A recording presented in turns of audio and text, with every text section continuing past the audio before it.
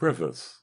A cryptid is an animal whose existence cryptozoologists believe has been suggested but has not been discovered or documented by the scientific community. Ghosts, demons, zombies, and aliens are not cryptids. Reptilians, wendigos, skinwalkers, mimics, Sasquatch, dogmen are. The national forests are thousands and thousands of miles of protected federal land. Cryptids are among us in the woods. It's their home in the water, and the skies too. Even though there are over 7 billion humans on this planet, there are only around 58 million square miles of land.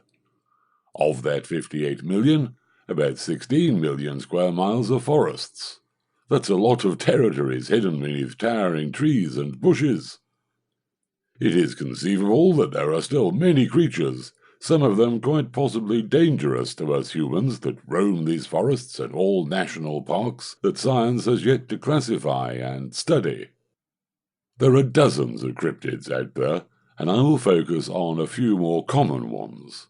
There are also lion-like men in the Bible. Also, the Book of Enoch speaks of the Nephilim making hybrids, many different animals and humans, like sirens, sphinxes, and centaurs. It was like Lord of the Rings in the ancient past, maybe even crazier.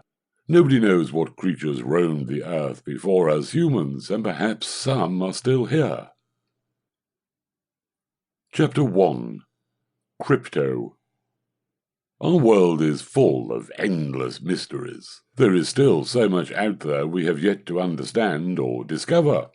In the word cryptozoology, if cryptic refers to unknown or unsolved information or references, zoo to animals or animal-like, and logy to the logical arrangement of things, then wouldn't this subject be understandably acceptable as a part normal science and not outside of it?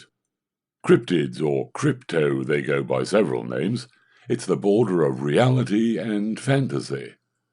Rumours always have a grain of truth, and science often debunks cryptozoology, but can also tie in the fact of whatever animal. The kraken is the giant squid. We know giant squids are real. Cryptozoology, by definition, is set up to fail more often than not, merely because there are not many large species left to discover compared to ancient times. But this doesn't mean they are not real. There have been many discoveries made that fall into the cryptozoological realm. The kraken, giant squid. Considering only 20% of the ocean has been explored, I wouldn't be surprised if they found some big creature in the deep blue sea. Who knows what's yet to be discovered down there? The pygmy hippopotamus, the okapi, and the vuquang ox, to name a few abundant species. These were all unknown but unexpected by zoologists as valid species until they were finally captured, dead or alive. It wasn't until 1933 that mountain gorillas were discovered before this time. They were considered to be monstrous man-beasts that would kidnap virgin women and drag them off into the forest, and not believed by scientists. Of course, we now know this to be not correct, as gorillas are gentle apes despite their size.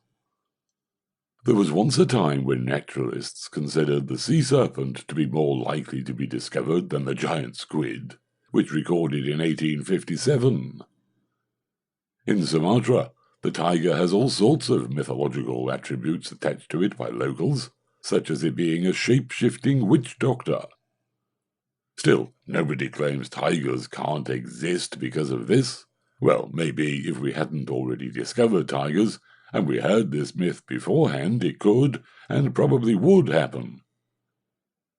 The youth today should be interested in what the older people can teach them. I never got to enjoy my grandparents' stories, because I was too young and too stupid to know at the time how valuable their stories were. I love first-hand stories, not textbook semi-truths. Go to some remote location in the wilderness and imagine you're back in time 100 years. Who knows what creatures you would find?